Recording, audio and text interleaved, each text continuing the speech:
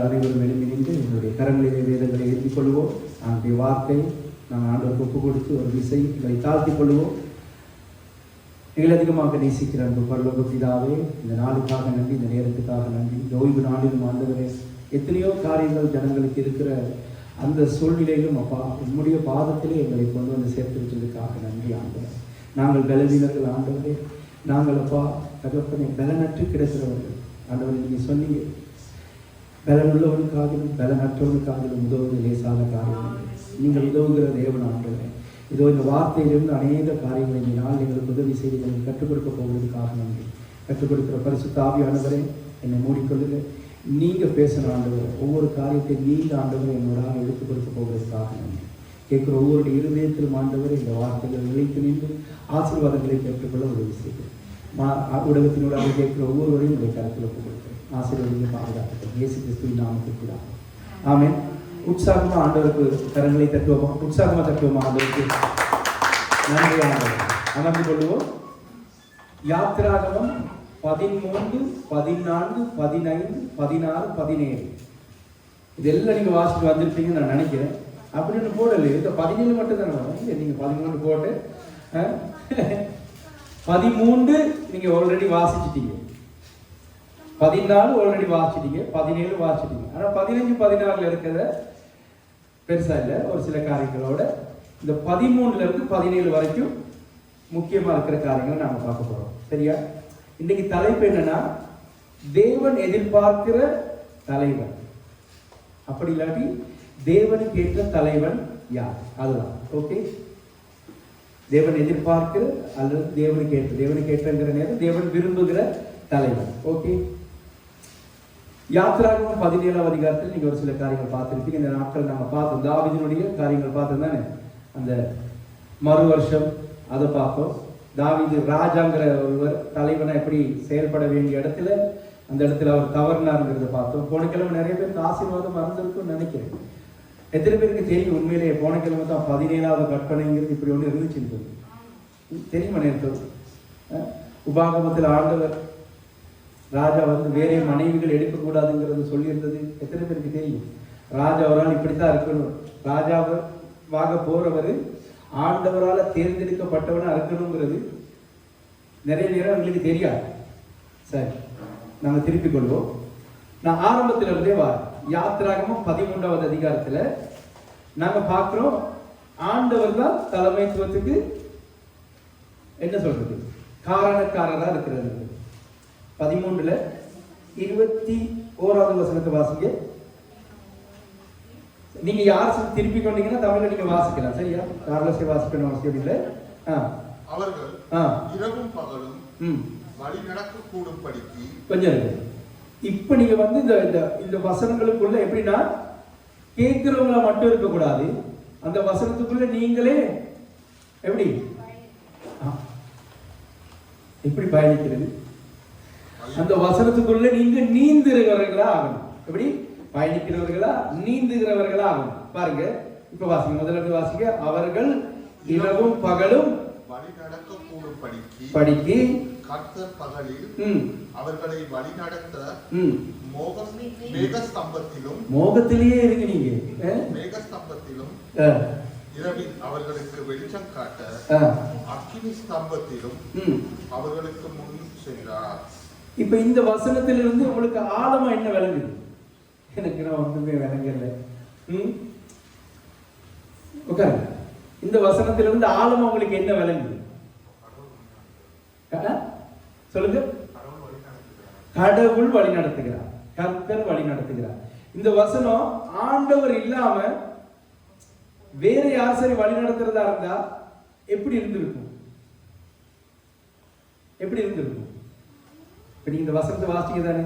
அவர்கள் இரவும் பகலும் வழி நடக்க கூடும்படிக்கு கர்த்தர் பகலில் அவர்களை வழிநடத்த மேகஸ்தம்பத்திலும் இரவில் அவர்களுக்கு வெளிச்சம் காட்ட அக்கினி ஸ்தம்பத்திலும் தான் போட்டு அவர்களுக்கு முன் சென்றார். இப்ப கர்த்தர் முன் சென்றார்ங்கிறத விட்டுருங்க.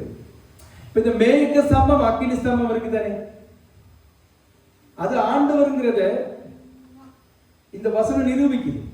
மேகஸ்தம்பத்திலும், மேகஸ்தம்பத்தை இல்லை, வழங்கிச்சா? மேகஸ்தம்பத்தைனா அது வேறொரு காரியம். விளங்குதான சொல்றது என்னன்னு சொல்லி, கர்த்தர் அவர்களை வழிநடத்த பகலில் மேக ஸ்தம்பத்தையும் அப்படின்னு இருந்தா அது வேற. மேக ஸ்தம்பம்ங்கிற ஒண்ணு வழிநடத்த போகுது. ஆனா இந்த இடத்துல மேக ஸ்தம்பமாவே இருக்கிறது யாரு? விளங்குதான என்ன சொல்றது சொல்லி. அப்ப ஒரு தலைவன் தன்னுடைய ஸ்தானத்துல இருக்க வேண்டியது மிக முக்கியம். குடும்ப தலைவனா இருக்கலாம், சபை தலைவனா இருக்கலாம், ஆராதனை தலைவனா இருக்கலாம், ஜெப வீரனா இருக்கலாம். எந்த ஒரு ஸ்தானத்துல நீங்க தலைவனா வழி நடத்துறீங்களோ, வழி நடத்தப்படுகிறீங்களோ, அப்படி தலைமைத்துவத்தை தாங்குறீங்களோ, நீங்க இருக்கணும். விளங்குச்சல் என்ன சொல்றது? இப்ப ஆண்டவர் மோசேயினுடைய கரத்துல கொடுத்துட்டு ஆண்டவர் வேறையா இருக்கல, கர்த்தர் அவர்களை வழி நடத்த பகலிலே மேகஸ்தம்பத்திலும், மேகஸ்தம்பத்துக்குள்ள யார் இருக்கா? இரவிலே அக்கினி ஸ்தம்பத்தில் யார் இருக்கா? கர்த்தர் அவர்களுக்கு முன் செல்கிறார். ஆண்டவருடைய தலைமைத்துவம் எப்படி இருக்குது? மோசேக்கு ஒரு பொறுப்பை கொடுத்திருந்தால், இஸ்ரவேல் ஜனங்களை யாத்திராகமம் 3ஆம் அதிகாரத்தில் எங்களுக்கு தெரியும், இஸ்ரவேல் என்னுடைய ஜனங்கள் அடிமைத்தனத்தில் இருக்கிறாங்க. ஆபிரகாம், ஈசாக்கு, யாக்கோபுக்கு வாக்குத்தத்தம் கொடுத்து அவங்கள நான் மீட்டுக் கொள்வேன்னு சொல்லி அவங்க அடிமைத்தனத்தில் இருக்காங்க. இப்ப நீ போயிட்டு அவங்கள கூட்டிட்டு வா. மோசே ஏறான்னு சொல்ற நேரம் உனக்கு சாதகமாக, அப்படி உனக்கு வாயாக யார் இருப்பா? உனக்கு தேவனாக ஆரோன் இருப்பான்னு சொல்லியும் ஆண்டவர் அவங்க 2 பேரும் தனியா அனுப்பல. அவங்க 2 பேருக்கு முன்னாக யாரு போறா? அப்ப ஆண்டவர்கிட்ட இருந்து நாங்க கத்துக்கொள்ளணும் என்னது? ஒரு தலைவன் குடும்பத்துல நல்லா கேட்டுக்கொள்ளுங்க, நான் சொல்றதை நீங்க கேட்டுக்கொள்ளுங்க. எல்லா சூழ்நிலையிலும் உங்களோட மனைவிக்கு நீங்க ஒரு துணியா இருக்கணும். உங்களோட புருஷனுக்கு நீங்க ஒரு துணையா இருக்கணும். பலவீனமா இருக்கிற நேரத்தினாலும் நான் உண்மையிலே சரியான பலவீனமா இருந்தேன் உண்மையிலே. ஆனா எனக்கு இந்த வைஃப் நேற்றைய நாள்ல உண்மையில எதிர்பாராத விதத்தில் எனக்கு உதவி செஞ்சாங்க. அது பெரிய ஒரு பலன் நினைச்சேன் உண்மையிலே. உங்களோட கணவன் பலவீனமா இருக்கிற நேரம் நீங்க என்ன செய்யணும்? நீ செஞ்சுக்கோ, நான் போயிட்டு வரேன்னு சொல்லி கைவிடக்கூடாது. மனைவி வெளியே போற நேரத்துல நீங்க மனைவியை தனியா அனுப்பக்கூடாது. வழங்கிச்சா? இன்பத்திலும் துன்பத்திலும் நோயிலுமா, வாழ்விலும் தாழ்விலும், பலபடி சொல்ற கல்லானாலும் கணவன், உள்ளானாலும் புருஷன், கல்லனானாலும் கணவன். என்ன சொல்லி கல்யாணம் கட்டுறோம்? வாழ்விலும் தாழ்விலும் இன்பத்திலும் துன்பத்திலும் என்ன செய்வோமா? கூடவே இருப்பேன்னு சொல்லி ஆண்டவருக்கு முன்னுக்கு ஒரு காலத்தில் அக்னிக்கு முன்னுக்கு சாட்சி செஞ்சு, இப்ப கர்த்தராகிய இயேசு கிறிஸ்துவினுடைய உடன்படிக்கைக்கு முன்பாக பரிசுத்த ஆவியானவர் உங்களை அந்த சாட்சிக்கு உட்படுத்துறாரு. அப்ப நீங்க ஒரு பெரிய வாக்குத்தத்தம் பண்ணதீங்க. விளங்கிச்சா? அப்ப அதை நீங்க மறக்க கூடாது எந்த சூழ்நிலையிலும். இந்த மெசேஜ் உங்களுக்கு எனக்கு தெரியாது. என்னுடைய பொறுப்பு என்ன தெரியுமா? உங்களுக்கு சொல்லிக் கொடுக்கிறது மட்டும்தான். விளங்கிச்சா? வேறொன்னும் எனக்கு உங்களுக்கு சொல்லல. நான் சொன்னேன் தானே, ஆண்டவர் தாவீதோடு கூட இருந்தாரு, தாவீதுக்குள்ள இருந்தாரு, தாவீதுக்கு வெளியே இருந்தாரு. இப்ப இந்த இடத்துல நான் ஆண்டவருடைய வார்த்தை உங்களுக்கு பிரசங்கிக்கிறேன். என்னால முடிஞ்ச அளவு நீங்க கேட்கிற நேரம் உங்களுக்காக ஆண்டவருடைய சமூகத்திலிருந்து ஜெபம் பண்ணுவேன். மற்றதெல்லாம் ஆண்டவர் தான் செய்வார். ஆண்டவர் செய்யறதுக்குரிய காரியங்கள் இருக்கு தானே, அது எங்க இருந்து வரும்? எனக்கிட்ட இருந்து இல்ல வரும். அதுக்கு நீங்க அர்ப்பணிக்கணும். அந்த வழி நடத்தலுக்குரிய விதத்தில் நீங்க உங்களை நடத்தி கொள்ளணும். அது ரொம்ப முக்கியம். இவ்வளவு காலம் நீங்க எப்படி இருந்தீங்கிறது மறந்துடுங்க. இந்த நேரம் உங்களுக்கு சொல்றது தான். இனி உங்களோட வைஃப் வெளியே போறாங்களா? எவ்வளவு காலத்துக்கு நீங்க தனியா அனுப்புவீங்க? ஹஸ்பண்ட் வெளியே கஃபே குடிக்கிறார், ஹஸ்பண்ட் சொல்லி நீங்க வெளியே குடிக்க வேணாம். அத்தா, என் அத்தா, வாங்க அத்தா, தேத்திரியை தேத்திரி ஊற்றி கொடுக்குறேன்னு சொல்லி 2 கிலோ சீனியை போட்டு நீ போய் சேர்ந்தான்னு சொல்லி போட்டு கொடுக்கறது இல்லை. உங்களுக்கு விருப்பமானது ஆக்கி தான் உங்களுக்கு பிடிக்கும் கொண்டு வந்து கொடுக்கறது இல்லை. நான் கேட்டா நிறைய கிறிஸ்தவர்கள் இன்னைக்கு என்ன தெரியுமா நடிச்சு கொண்டிருக்கிறாங்க. நான் கேட்டேன்னு வைங்க, இப்படி ஒரு காரியம் உங்களுக்கு தெரியும், உங்களோட வைஃபுக்கு என்ன பிடிக்கும்னு சொல்லி, உங்களோட ஹஸ்பண்டுக்கு என்ன பிடிக்கும், ஹஸ்பண்ட் வைஃபுக்கு பிடிச்ச கலர் என்னன்னு தெரியுமா, வைஃபுக்கு பிடிச்ச ட்ரெஸ் என்னன்னு தெரியும், என்ன செருப்பு போடுவாங்க. பாஸ்டர் நான் பார்த்துக்கிட்டே இருக்கேன், நீங்க குடும்ப விஷயத்துல ஊக்கு அழைச்சிக்கிட்டு இருக்கிறேன்.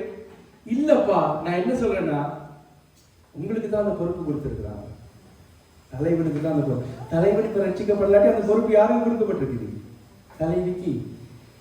நீங்க 2 பேரும் இணைஞ்சாதானே அதுல கிறிஸ்துவனுடைய உடன்படிக்கை வருது. அதனால எத்தனை பேர் இன்னைக்கு இழந்துட்டு, குடும்பத்தை இழந்துட்டு, கணவன் இழந்துட்டு தனியா இருக்கிறாங்கப்பா. அவனுக்கு தெரியாது, சொல்லிக் கொடுக்க அந்த நேரத்துல யாரும் இருக்கல. உண்மையிலேயே சொல்லப்போனா நீங்க முந்தி இருந்த சபையில உங்களுக்கு இதெல்லாம் மட்டும் கொடுக்கவே இல்லை. காலகாலமா இருந்த சபையில அவன் உங்களை வச்சு ஏமாத்தி தீண்டிட்டு தான் இருந்தான். இப்பதானே கர்த்தருடைய வார்த்தையை படிக்கிறீங்க. ஆமாவா இல்லையா? உண்மையா இல்லையா? இப்ப கர்த்தருடைய படிச்சவங்களே ஓடி போன காலம் நடக்குது. ராத்திரி பகலும் வார்த்தைன்னு சொல்லுவாங்க, வார்த்தையை விட்டுட்டு போற காலம் இது. ஆனா ரொம்ப கவனமா இருக்கணும். இடி விடாதுங்க, பிசாசுக்கு இடம் கொடுக்காது. கஷ்டம்தான் உண்மையிலே. எனக்கெல்லாம் ஒரு சில நேரம் நான் டயர்டா வர நேரத்துல உதவின்னு கேட்டா அப்படி கோபம் வரும். உனக்கு விலங்கல்ல, நான் டயர்டா தானே வந்திருக்கேன்னு சொல்லி. ஆனாலும் இந்த பலவீனத்துல நாம் உதவி செய்யணும். அதுக்கு தான் ஏற்ற துணியா கொடுத்துருக்கு. இனி அப்படி நடந்து கொள்ள மாட்டீங்கன்னு விசுவாசிக்கிறேன். விசுவாசிக்கிறேன். உண்மையா உண்மையா செய்வீங்களா? அப்படி உங்க மனைவிக்கு உதவி செய்வீங்களா? சொல்லுங்க. வாய் வராது சொல்லிட்டு அதுக்கு நடக்கலாட்டி ஆண்டவர் அடிச்சுட்டார்.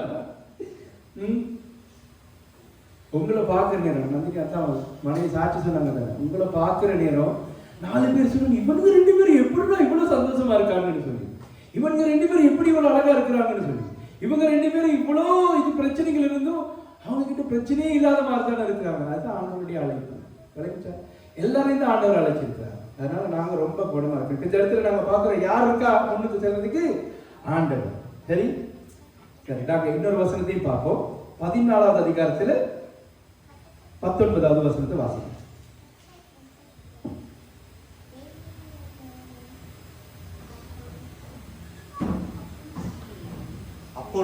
அப்பொழுது இஸ்ரவேலின் சேனைக்கு முன்னாக நடந்த தேவதூதனானவர் விலகி அவர்களுக்கு பின்னாக நடந்தார். இப்ப மேகஸ்தம்பம் ஒரு பக்கம் போகும். மேகஸ்தம்பமானவர் அப்படித்தான் சொல்லணும். மேகஸ்தம்பம்ங்கிற நேரம் நீங்க நினைக்க கூடாது, அது அக்ரிணையில் இருக்க கூடாது. அதை யார் நடத்தலாம்? கர்த்தர். அப்ப இந்த இடத்துல தேவ தூதரானவர் இயேசு கிறிஸ்து அவர்களுக்கு முன்னுக்கு போய்கொண்டிருக்கிறாரு. இப்ப அவர் விலகி எங்க வர்றாரு? பின்னால வர்றாரு. இதெல்லாம் நீங்க வாசிச்சிருப்பீங்க நான் நினைக்கிறேன். சரியா? இப்ப ஆண்டவர் முன்னுக்கு செல்றாரு, முன்னுக்கு சென்றவர் இப்ப பின்னுக்கு வர்றாரு. என்ன காரணம்? எகிப்தினுடைய சேனை வருது. இப்ப உட்காருங்க, இந்த சிச்சுவேஷனை பாருங்க. நான் உங்களுக்கு ஒரு 5 இடம் காட்டுவேன், 5 இல்ல 6 இடம் காட்டுவேன்.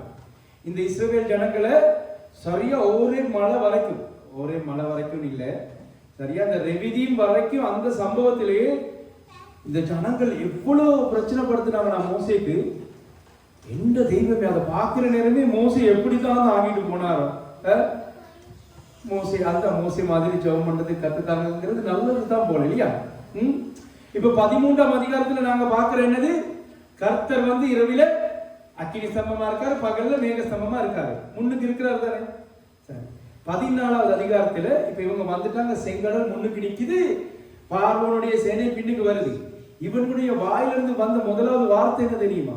10வது வசனம் 14:10. ஒவ்வொன்றையும் மார்க் பண்ணி வச்சுக்கோங்க. 14:10 பார்வோன் சமீபித்து வருகிற போது இஸ்ரவேல் புத்திரர் தங்கள் கண்களை ஏறெடுத்து பார்த்து எகிப்தியர் தங்களுக்கு பின்னே வருகிறதை கண்டு மிகவும் பயந்தார்கள். ஓகே, அப்பொழுது இஸ்ரவேல் புத்திரர் கர்த்தரை நோக்கி கூப்பிட்டார்கள். கூப்பிட்டு சத்தமில்லாம இருக்கணும் தானடா. கர்த்தரை கூப்பிட்டு நீங்க தானே, கர்த்தர் தான் மேக ஸ்தம்பத்துல அக்கினி ஸ்தம்பத்துல இருக்கிறாங்க தானே, இருக்கிறாரா இல்லையா? தேவ தூதனானவரும் முன்னால போறாரு தானே. அடுத்த வசனம் அதுதான் ரொம்ப முக்கியம் காரணம். அன்றியும் அவர்கள் மோசேயை நோக்கி, எகிப்திலே பிரேத குழிகள் இல்லை என்றால் அநாதரத்திலே சாகும்படிக்கு எங்களை கொண்டு வந்தீர். நீர் எங்களை எகிப்திலிருந்து புறப்பட பண்ணினதினால் எங்களுக்கு இப்படி செய்தது என்ன? இப்ப பார்வோன் பின்னுக்கு வாரான்னு சொன்னதை இவங்க ஆண்டவரை பார்த்துட்டு ஆண்டவரை ஜெபம் பண்ணிட்டு யாருக்கு விரோதமா பேசுறாங்க? உட்காருங்க. யாருக்கு விரோதமா பேசுறாங்க? தலைவனுக்கு விரோதமா. கர்த்தர் தலைவர். ஆனா இப்ப வழி நடத்துறது யாரு? தலைவனாகிய மோசே மேய்ப்பரா வழி நடத்துறாரு. இந்த மாதிரி சூழ்நிலை வரும். சபையில ஒரு 2 பேர் இருப்பாங்க. இப்படிங்க நீங்க என்னத்தை செஞ்சாலும் வேலை இல்லை. ஒரு சில நேரம் நீங்க கார்லோஸ் நாளைக்கு காலையிலேயே போயிட்டு நீங்க iPhone 17 Pro கொண்டு கொடுத்து பாருங்க, அதை வாங்கிட்டு நல்ல நல்ல கணவன் சொல்ற அந்த வாய் தான் ஒரு சின்ன பிரச்சனை வந்துட்டு வைங்களேன், என்ன சொல்லும்? நீ எல்லாம் ஒரு புருஷனா? அப்ப போன் வாங்கி கொடுத்த நேரத்துல கேட்கவே இல்லை. இது எல்லா புருஷனுக்கும் தானே செய்யறாங்க. அவங்க கிட்ட பதில் ஸ்டாண்ட் பை இருக்கும், ஒன்றும் செய்யலாம். ஆண்டவர் எங்களுக்கு கற்றுக் கொடுக்கிறார் என்ன தெரியுமா? இதுல இருந்து நாங்க என்னத்தை கற்றுக்கொள்ளணும்? என்ன சூழ்நிலை வந்தாலும் எங்களுடைய நோக்கம் யார் மேல இருக்கணும்? ஆண்டவர் சமூகத்துக்கு போயிட்டு நீர் தானே தந்தீரு, நீரே பார்த்துக்கொள்ளும், ஏற்ற துணையில் கொடுத்தீர். அவர் சொல்லுவார், நானும் என்னடா பண்ணேன், அது அப்படியே தான் இருக்கும், செய்ய வழியில் அட்ஜஸ்ட் பண்ணிட்டு தான் நீ கூட்டிட்டு போகணும். அதுதான் உண்மை. மீனுக்கு நீந்த வேணாம்னு சொல்ல எழுமா? மீனுக்கு நீந்த வேணாம்னு சொல்ல எழுமா? மீன் நீந்தித்தான், ஒண்ணுமே செய்யல. நீங்க என்னத்தை எவ்வளவுதான் வாங்கி கொடுத்தாலும் வேலையில எல்லாம் 24 மணித்தியாலத்துக்குள்ள முதலாவது சந்தர்ப்பம். சரியா? முதலாவது சந்தர்ப்பம் இல்ல. இந்த ஜனங்களை எப்படி ஏன் கோசேன் தேசத்துல 10 வாதைகளை கொடுக்கிற நேரம் மோசே தான் அற்புதத்தை செஞ்சாரு. எல்லாம் செஞ்சது மோசே ஊடாகத்தான் ஆண்டவர். அந்த மோசையை தான் அவங்க பேசுறாங்க. வழங்கிச்சா? அதனால சபையில யார் இருக்கிறாருங்கிறது முக்கியம் இல்லை. முக்கியமா இருக்க வேண்டியவர் யாரு? உங்க குடும்பத்துல என்ன நடக்குதுங்கிறதுல பிரச்சனை இருக்குது, அவரோட நீங்க இருக்கிறீங்களாங்கிறது தான் முக்கியம். பொண்டாட்டியை கூட்டிட்டு வாங்க, ஆண்டோடைய சமூகத்துல வைங்க. புருஷனை கூட்டிட்டு வாங்க, ஆண்டோடைய சமூகத்துல வைங்க. உட்கார்ந்து ஆண்டவரை நோக்கி பாருங்க. அவ்வளவுதான். அதுக்கப்புறம் மற்றது எல்லாமே தானா நடக்கும். இதை நீங்க கத்துக்கொண்டீங்கன்னா செய்யும். சரி, முதலாவது சந்தர்ப்பம். இப்ப 2வது சந்தர்ப்பத்தை பாருங்க. இப்ப மோசே என்ன செய்யறாரு? இந்த ஜனங்கள் இப்படி பேசணும்னு மோசேக்கு, ஆஹா, நான் ஒருவேளை தப்பு பண்ணிட்டனோ, நான் இந்த லீடர் ஆகியிருக்க கூடாதுங்கிற என்ன மோசேக்கு வருது. எப்படி 14 வாசல் பாருங்க. கர்த்தர் உங்களுக்காக யுத்தம் பண்ணுவார். சரி, 13 வாசிங்க. அது கொஞ்சம் உங்களோட ஸ்டைல்ல வாசிங்க. பாஸ்டர் இந்த பாஸ்டர் அந்த காரணம் ஒருவேளை தீர்க்க தரிசனமோ ஆகட்டும்.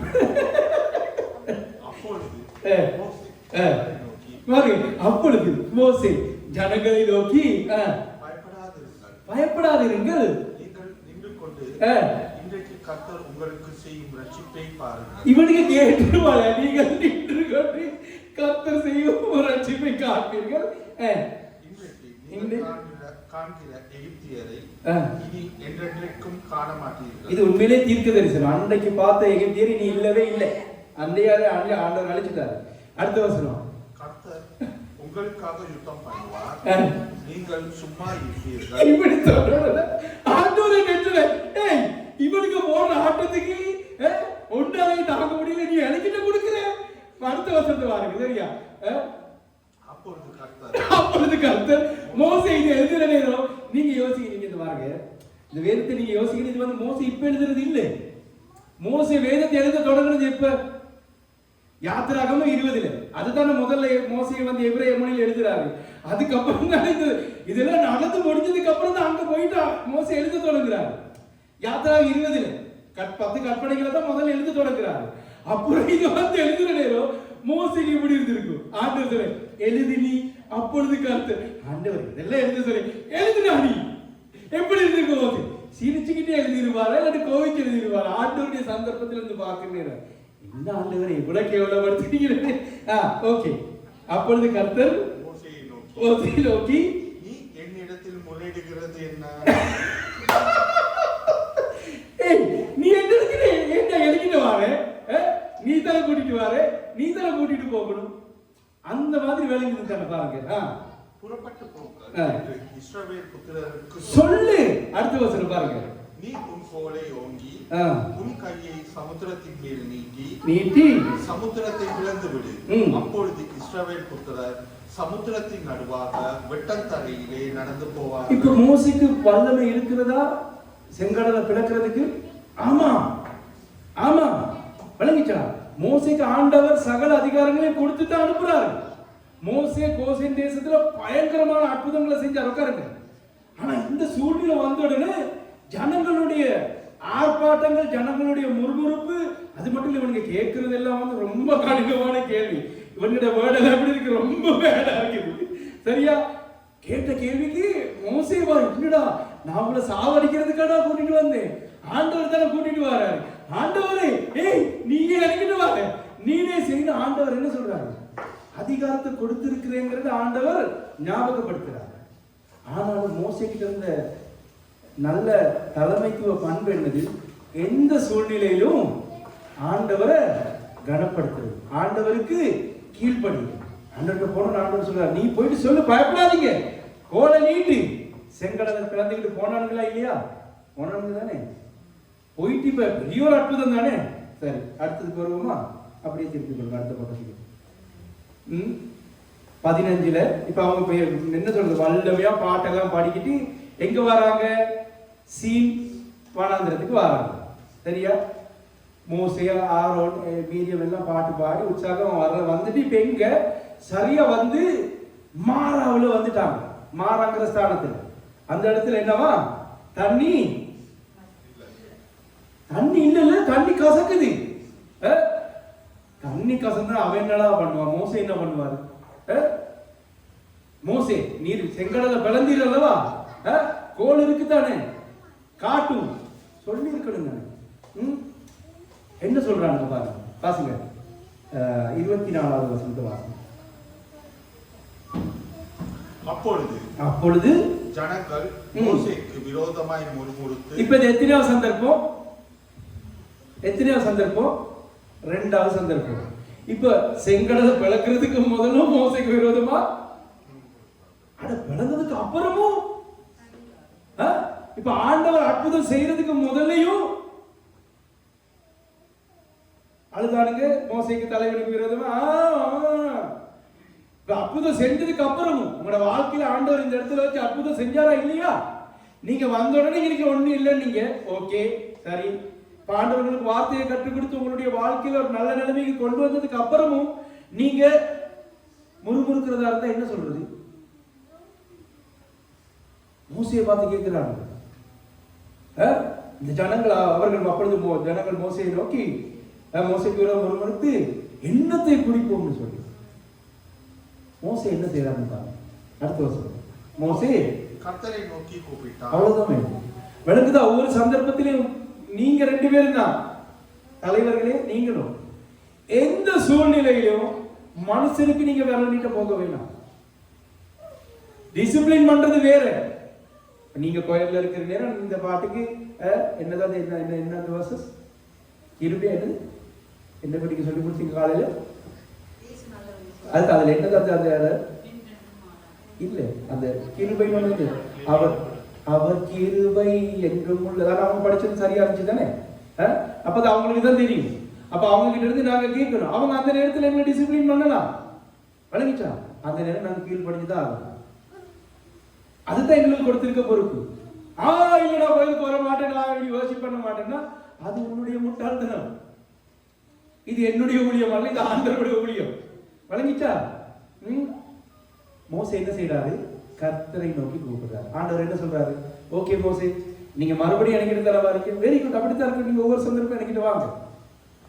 ஆண்டவர் இவ்வளவு நல்லவர்னு பாருங்க. மோசைக்கு ஒரு சில காரியங்கள் கற்றுக் கொடுக்குற தேப்பம் நமக்கு இரண்டு சேர்ந்து சொல்றாங்க.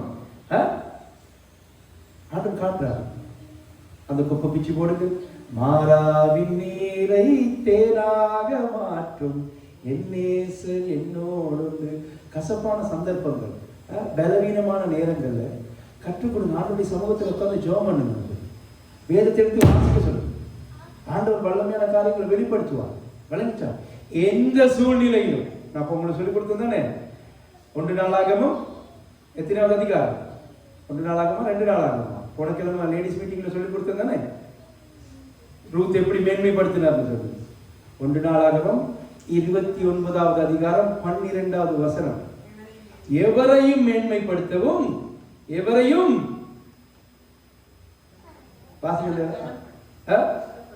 எவரையும் மேன்மைப்படுத்தவும், எவரையும் உயர்த்தவும், அல்ல தமிழ்ல கனப்படுத்தவும் போட்டிருக்குது. அவராலே ஆகும், அவருடைய கரத்திலே ஆகும். வாசிக்க அந்த வசனத்தை மட்டும் 1 நாளாகமும் 29:12 வாசிக்க வேண்டுமா? தாவீது பாடுற பாட்டு தான் அது. அந்த சந்தர்ப்பத்தை நீங்க பாத்தீங்கன்னா லேடிஸ் மீட்டிங் வாங்க, உங்களுக்கு ஒரு சில காரியங்கள் கற்றுத்தா. இந்த நாட்கள்ல லேடிஸ் மீட்டிங்ல பேச வேண்டிய சூழ்நிலை வந்திருக்கு. ஓகே, வாசிக்க 1 நாளாகமும் 29:12. ஐஸ்வர்யம் கடன் அது எல்லாத்தையும் வந்துட்டு கீழே இருக்கும். எவரையும் ஐஸ்வர்யமும் கனமும் உம்மாலே வருகிறது. தேவரீர் எல்லாவற்றையும் ஆளுகிறவர். இது பாருங்க, ஐஸ்வர்யமும் அவர்கிட்ட இருந்தா வருதா, கனமும் அவர்கிட்ட இருந்தா வருதா, எல்லாவற்றையும் தேவரின் நீர்தான் ஆளுகிறீர். உம்முடைய கரத்திலே சத்துவமும் வல்லமையும் உண்டு. அப்பா அந்த வசனமே பயங்கரமானது. எவரையும் மேன்மைப்படுத்தவும் பலப்படுத்தவும் உம்முடைய கரத்தினாலே ஆகும். விளங்கிச்சா? யார வேணாலும் ஆண்டவர் கேளும், சேற்றிலிருந்து தூக்கி உன்னதத்துல வைக்கிறதுக்கு.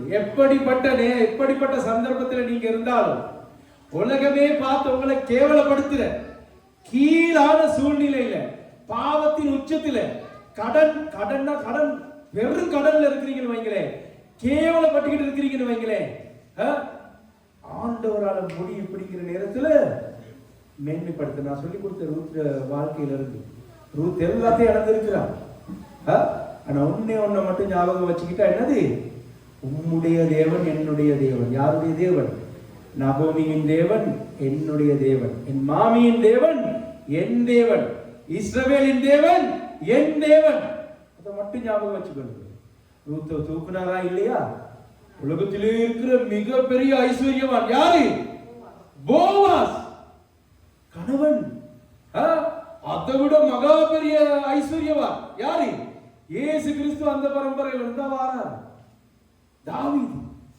இப்படிப்பட்ட ஆண்டவர் நீங்க ஆராய்ச்சி கொண்டிருக்கீங்கிறது ஞாபகம் வச்சுக்கொள்ளுங்க. இந்த சந்தர்ப்பத்திலே மோசேஸ்க்கு ஆண்டவர் என்ன செய்யறாரு? வழி காட்டுறாரு. இப்ப 16வது அதிகாரத்துக்கு போமா? 16வது அதிகாரத்துல அடுத்த சந்தர்ப்பம் என்னது? நாங்க அங்க இருந்து இறைச்சலாம் சாப்பிட்டுக்கிட்டு இருந்தோம், அதை பார்த்து சரி நிம்மதியா இருந்தோம், இந்த வனாந்திரத்தில் எங்களை சாப்பிடுறதுக்கு இல்லாமல ஆக்குறீங்கன்னு சொல்லி 16ல வாசிங்க 2. அந்த வனாந்திரத்திலே இஸ்ரவேல் புத்திரராகிய சபையார் எல்லாரும் மோசேக்கும் ஆரோனுக்கும் விரோதமாக முறுமுறுத்து. சரி, அது போதுங்க. நீங்க அதெல்லாம் வீட்டுல போயிட்டு வாசிக்கொள்ளுங்க. இப்ப சந்தர்ப்பம் அப்ப இவனுக்கு ஆண்டவருடைய அற்புதம் பார்க்கவே இல்லையா?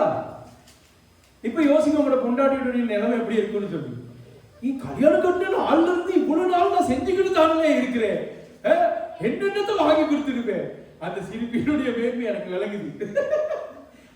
செருப்பு கேட்டா செருப்பு வாங்கி கொடுக்கிறேன், உடுப்பு கேட்டா உடுப்பு வாங்கி கொடுக்கிறேன், புதிய போன் வர ஏதாவது கேட்டா வாங்கி கொடுக்கிறேன், கண்ட நேரம் சாப்பிட கேட்டா வாங்கித்தானே கொடுக்கிறேன்.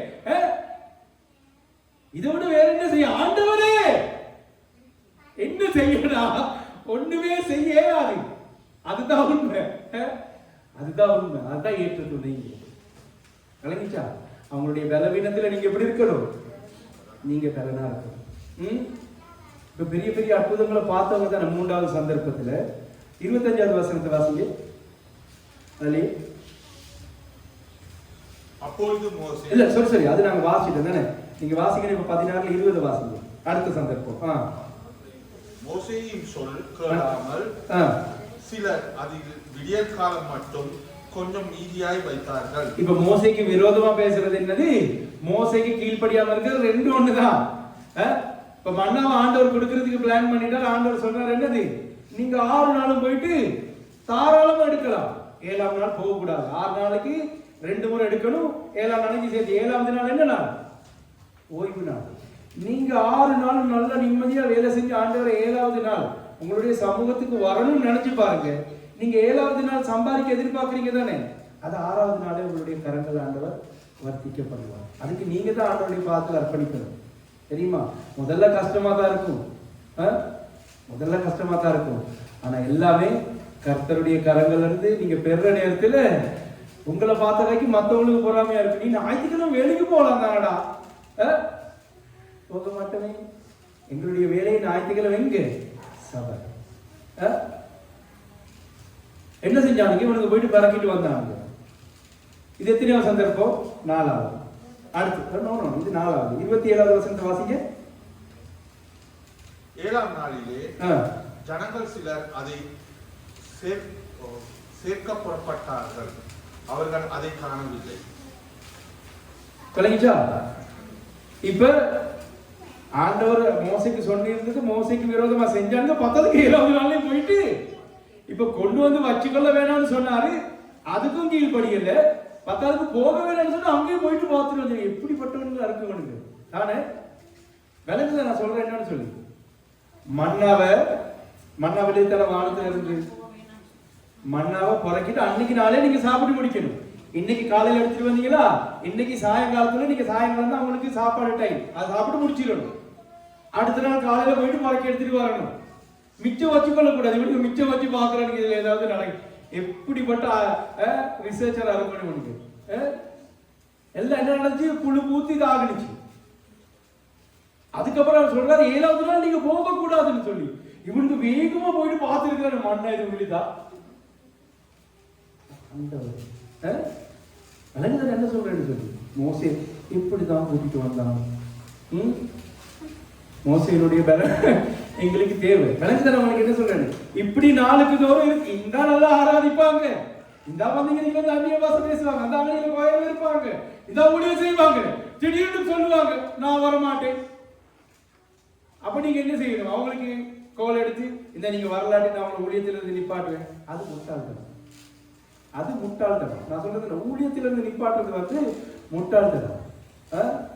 இந்த நேரம் நான் உங்களுக்கு சொல்றது தான், கோலியை வச்சுட்டு நீங்க கோல் அடிச்சாதான் உங்களுடைய கோலுக்குரிய மகிமை இருக்குது. கோலியே இல்லை அப்புறம் நீங்க கோல் அடிச்சா தான் சின்ன பிள்ளைய அடிக்குமே தானே. அவங்களை அந்த இடத்துக்கு கொண்டு வந்து ஆண்டவரை காட்டி கொடுத்து ஆண்டவர் கொடுக்குறதே வாங்கி கொள்ளுது. அதுதான் அழகு. அழகிட்டா முடிவு நீங்க எடுக்கக்கூடாது. இது எத்தனையாவது சந்தர்ப்பம், இப்ப 4வது சந்தர்ப்பம். இது மிச்ச தூரம் போகல. அழகுதா கொஞ்சம் அடி இப்படி இவ்வளவு கிட்டே எல்லாம் செஞ்சிருக்காங்க. அதுக்கு அடுத்த சந்தர்ப்பத்தை பார்ப்போமா. இதெல்லாம் நான் முக்கியமா எழுதிட்டு வந்து ஒரு சில காரியங்கள் இருக்காங்க. அடுத்தது தண்ணி இல்லை. ஓகே, 17 2வது வசனத்தை வாசிங்க. 6வது காரியம். அப்பொழுது ஜனங்கள் மோசேயோடே வாதாடி நாங்கள் குடிக்கிறதற்கு எங்களுக்கு தண்ணீர் தர வேண்டும் என்றார்கள். இப்ப மோசே தண்ணி குடிக்க வந்து மோசே டப்பா வச்சிருக்கிறாரு, திறந்து குடிக்கலான்னு சொல்லி. என்னடா இது வாதாடி. இப்ப எத்தனையாவது சந்தர்ப்பம், 6வது சந்தர்ப்பம். சரியா? முதலாவது எங்க செங்கடல் பழக்கிறதுக்கு முதல்ல, 2வது குளத்துட்டு போனதுக்கு அப்புறம், 3வது தண்ணீர்ல, 4வது வேணான்னு சொல்ல போயிட்டு செஞ்சுட்டு வந்தாங்க, 5வது போகாதீங்கன்னு சொல்ல போயிட்டு வந்தாங்க. இப்ப 6வது 6 தடவை இவனுக்கு என்ன தெரியுமா செஞ்சுட்டானுங்க. இப்ப மோசேக்கு எப்படி இருந்திருக்கும்? ஆனாலும் மோசே கோபப்படல. ஆண்டவர் 10 முறை என்னை பரீட்சை பார்த்தாருன்னு சொல்லி ஆண்டவர் வனாந்திரத்திலே அவனை அழிச்சார். ஆனா மோசே இந்த 3 அதிகாரங்களுக்குள்ள 6 தடவை இது பண்ணியும் ஆண்டவருடைய சமூகத்தில் நிற்கிறான். என்ன செய்யறான்? ஆண்டவருடைய ஜெபம்.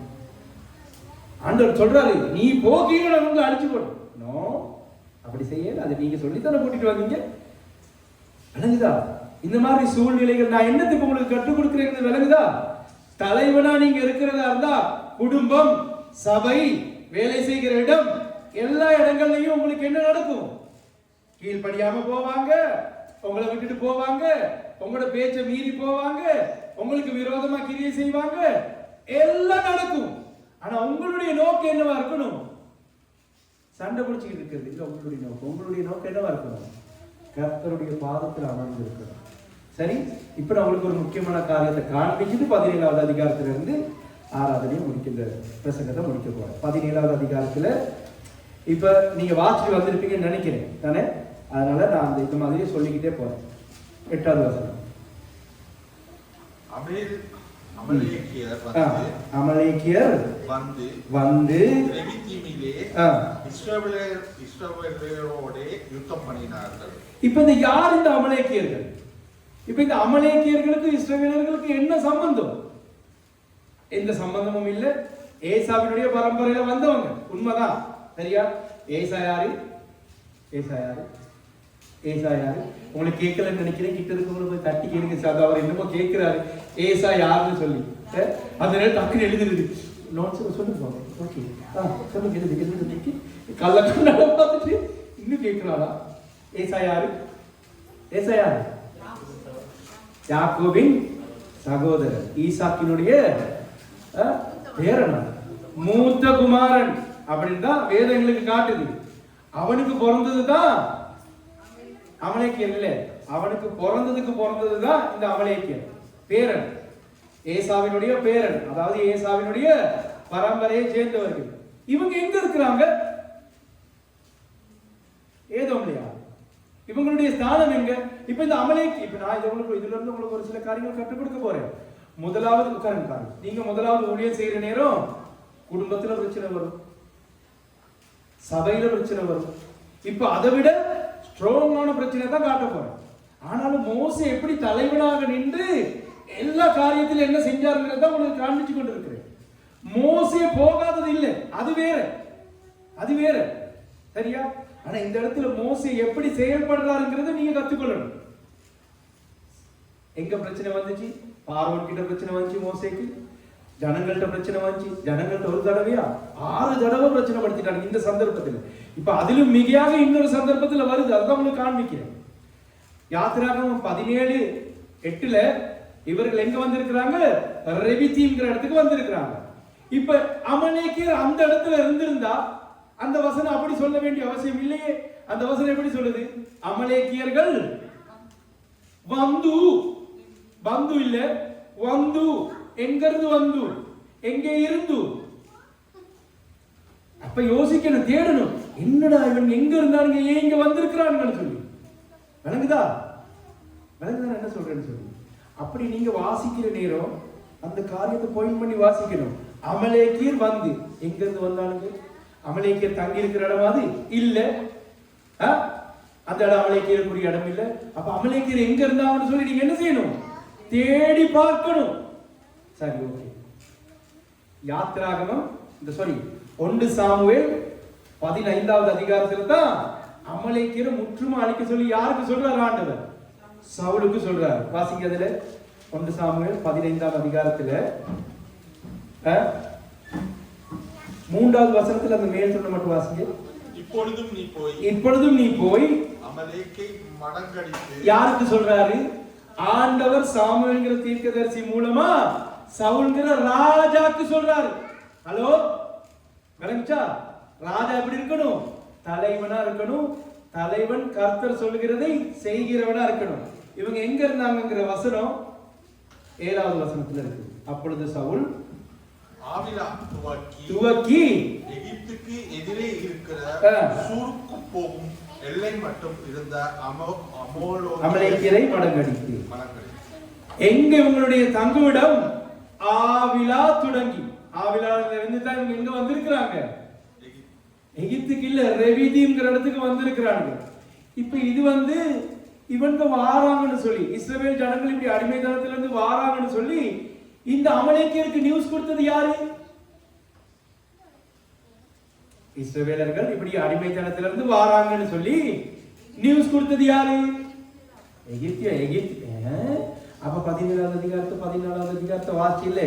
எகிப்து இன்று கண்ட எகிப்தியரை இனி காண்பதில்லைன்னு ஆண்டவர் சொல்லி மோசேஸ் எல்லாத்தையும் என்ன செஞ்சிட்டாரு? செங்கடல்ல அவங்க எல்லாமே மூழ்கிட்டாங்க. அப்புறம் நீ எப்படி நியூஸ் கொடுக்கிறது? ஒருவேளை டெலிபோன்ல ஏதோ சொல்லியிருந்தாங்களோ? விளங்குதா?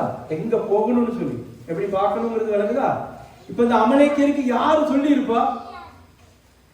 வேற ஜனங்கள் போறதுக்கு வழி இல்லை, யார் சொல்லி இருப்பா? அமலேக்கிய உசுப்பை ஏற்றி விட்டு இருக்குது யாரு? கர்த்தரா?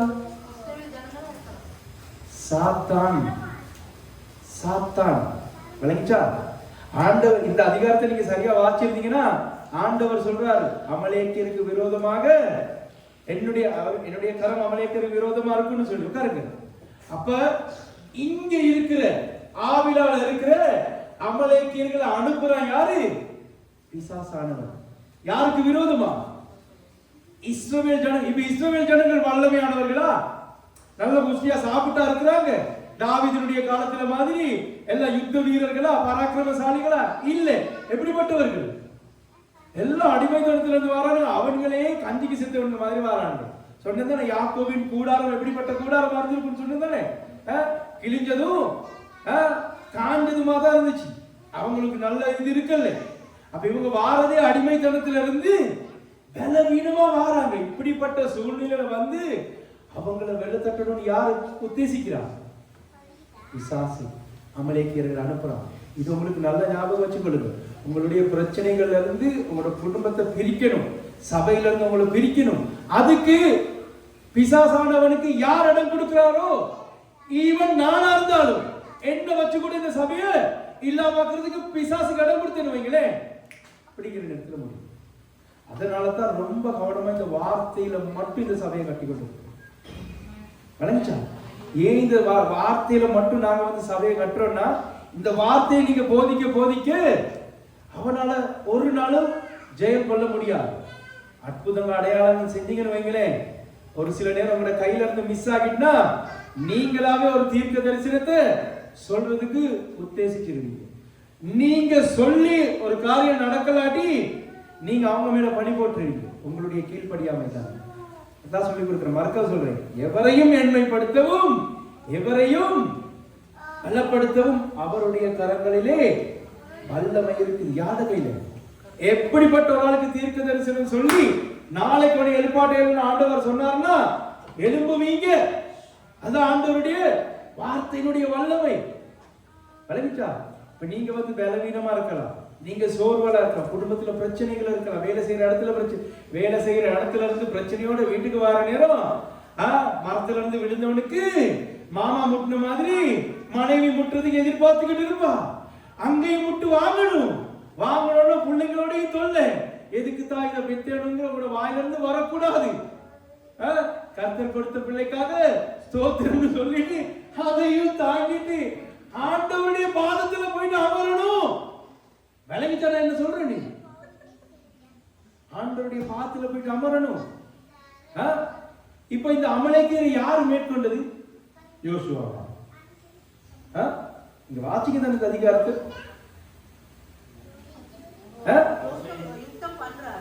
யோசுவா யுத்தம் பண்றாரு. நான் சொல்லி கொடுத்த மேல இருக்கிறவர்னாலதான் எல்லா காரியமும் நடந்துச்சு. மோசே யோசுவாக்கு பாரத்தை கொடுத்தாலும் மோசே சும்மா இருக்கல்ல, மோசே தேவையான இடத்துக்கு போனார். விளங்கிச்சா? தேவையான இடத்துக்கு மோசே போயிட்டு இருக்கிறாரு. இப்ப மோசேயால முடியாத சந்தர்ப்பங்கள் வரும். விளங்கிச்சா? அதுக்காகத்தான இயேசுவானவர் என்ன சொல்றாரு? நான் போவது நலம்.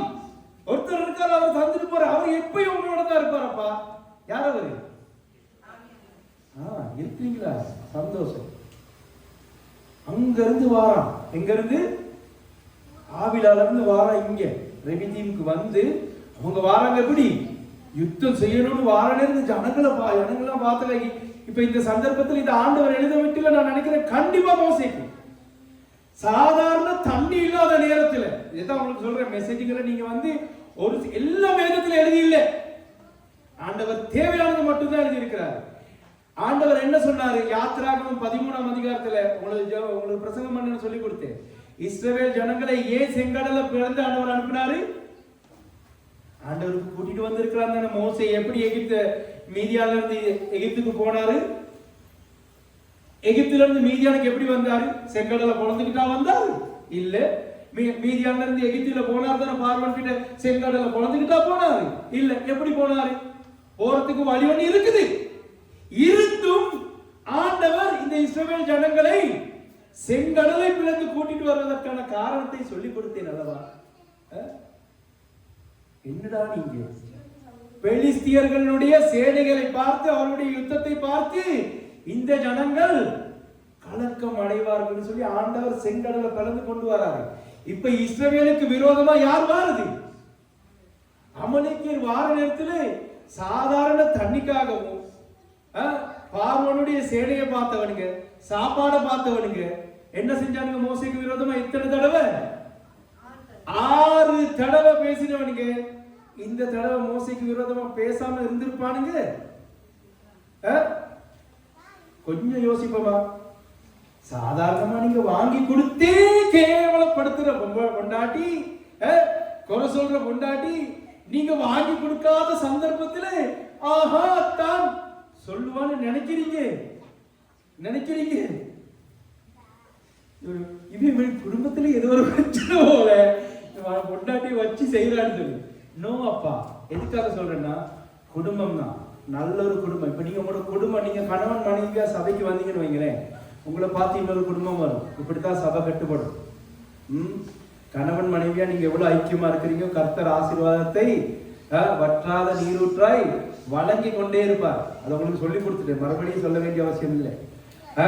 6 தடவை ஆண்டவர் பரீட்சை பார்த்தவனுக்கு இந்த மோசைக்கு கேவலமா பேசுறேன்னு இந்த சந்தர்ப்பம் அமையாம இருந்திருக்குன்னு நினைக்கிறீங்க. ஆண்டவர் இது எழுதல. ஆண்டவர் என்ன செய்யறாரு, அவங்களை பார்த்தோன்னு மோசைக்கு சொல்றாரு, மோசையுடைய இருதயத்துல தோணுது, யோசுவா நீ சண்டை பிடி விடுறோட, நாளைக்கு நான் போறேன் மேல. அப்பவே போக வேண்டிய சந்தர்ப்பத்துல போறாரு மோசே மேல. அடுத்த வசனத்தை வாசிங்க. அப்பொழுது மோசே 9வது வசனம், கொஞ்சம் வேகமா போவோம், இன்னொரு 5 நிமிஷம் முடிச்சிடறேன். 9வது. அப்பொழுது 17:9 8 தான வாசிங்க. அமலேக்கியர் வந்து யோசுவாவை நோக்கி, நீ நமக்காக மனிதரை தெரிந்து கொள். இல்ல நான் சொல்லி கொடுத்திருக்கேன், யோசுவா புத்தகத்தை படிச்சு கொடுத்திருக்கேன், உங்களுக்கு சொல்லி கொடுத்திருக்கேன். நமக்காக மனிதரை தெரிந்து கொள்வதற்கு அவனுக்கு எகிப்துல யுத்த சேனையில இருந்தானுங்க, அவனுங்களே கஞ்சிக்கு செத்துக்கிட்டு அடிமைத்தனத்துல தானே இருந்தானுங்க, சாப்பிடுறது கூட வழி இல்லாம. நமக்காக மனிதர்களை தெரிந்து கொண்டு புறப்பட்டு அமலேக்கோட யுத்தம் பண்ணி நாளைக்கு அந்த வசனத்துல ஒவ்வொன்னா போவோம்.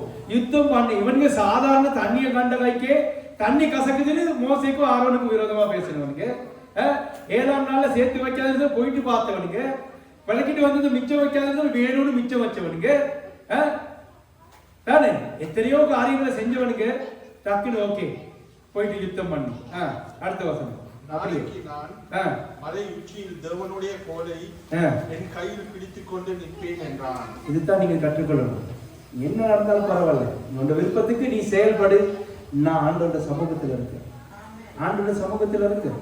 இதுல ஆண்டவர்களுக்கு கற்றுக் கொடுக்கிறது நல்ல தலைவன். இதுதான் ஆண்டவர் எதிர்பார்க்கிறாரு. தாவீது அந்த ஒரு சந்தர்ப்பத்துல விழுந்தாரு, அவ்வளவுதான். தாவீதுடைய வாழ்க்கையில குறை சொல்றதுக்கு ஒண்ணுமே இல்லை, சரியா? அந்த ஒரு சந்தர்ப்பம். ஆனா தாவீதுடைய வாழ்க்கையில அது முக்கியமான சந்தர்ப்பம். அந்த முக்கியமான சந்தர்ப்பத்தை தான் யாரு தழுவ விட்டா? முதல்ல சவுல். இப்போ ஒரு காரியம் காட்டுறேன் பாருங்க. இந்த இடத்துல ஆண்டவர் என்ன சொல்றாரு, நீ போ. மோசேக்கு சொல்றாரு, நீ போயிட்டு யுத்தம் பண்ணி, நான் போயிட்டு போக வேண்டிய இடத்துக்கு நான் போயிட்டு நிக்கிறேன், எல்லாம் நடக்கும், சரியா? இத ஆண்டவர் புடிச்சு கொண்டாரு. எங்க வச்சு? இந்த அமலேக்கியருடைய விஷயத்துல ஆண்டவர் வைராக்கியம் காட்டினார். யாருக்கு? இஸ்ரவேல் ஜனங்களுக்கு. நீங்க ஒண்ணு சாமி நான் சொல்லி கொடுத்திருக்கேன், நீங்க ஒண்ணுமே தெரியாத மாதிரி பார்க்க கூடாது. சரி, நான் உபாகமத்தில் ஒரு வசனத்தை பார்ப்போம். உபாகமம் 17 நினைக்கிறேன், 25 25ல 17 பாருங்க.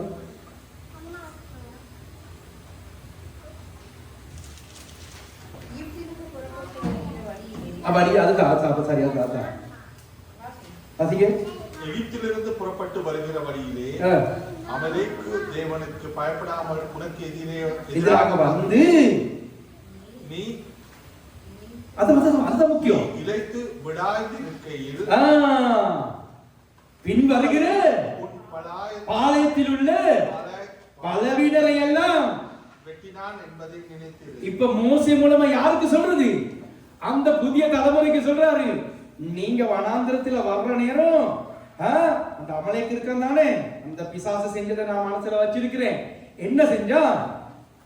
நீ இழைத்து விடாய்த்திருக்கையில் பின்வருகிற உன் பாளையத்தில் உள்ள பலவீனரையும். யார? யோசுவா. அந்த யோசுவாவை மேற்கொண்டான்னு சொல்லப்பட்டிருக்கு தானே, அதெல்லாம் இந்த வசனத்துல தான். யார் அவன் கொண்டா?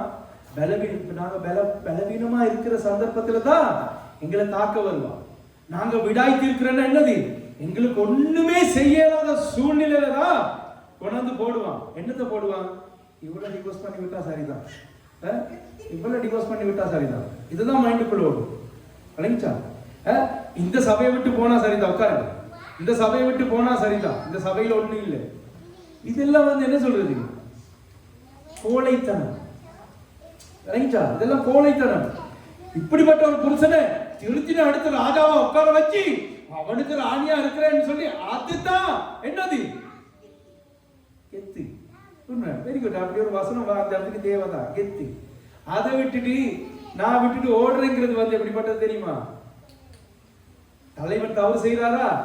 இருளே ஓரண ஆண்டவர்கிட்ட நான் காட்டுற தலைவனை திருத்தி எடுக்கிறேன்னு சொல்லி யார் யார் தவறு செய்யறாங்களோ யாருக்கு நீங்க விரல் நீட்ட வேண்டிய அவசியம் இல்லை. நீங்கள் செய்ய வேண்டியது என்ன? கர்த்தருடைய பாதத்தில். இதுதான் மோசைக்கிட்ட இருந்து நாங்கள் கற்றுக்கொள்றோம். மோசையை ஆண்டவர் எதிர்பார்த்த நல்ல ஒரு தலைவனுக்குரிய குணாதிசயம் இது உங்ககிட்ட இருந்து வெளியாகும், உங்களோட குடும்பத்தில இருந்து வெளியாகும். கடைசி அவரை ஒரு வசனத்தை வாசிச்சுட்டு முடிக்கும். இப்படி சொன்ன ஆண்டவர் என்ன செய்யறாரு? சரி, இருடா வாரவனுக்கு 1 சாமுவேல் 15 இப்ப வாசிங்க. 1 சாமுவேல் நாம் முதல்ல வாசிச்சோமே, ஞாபகம் இருக்குதா?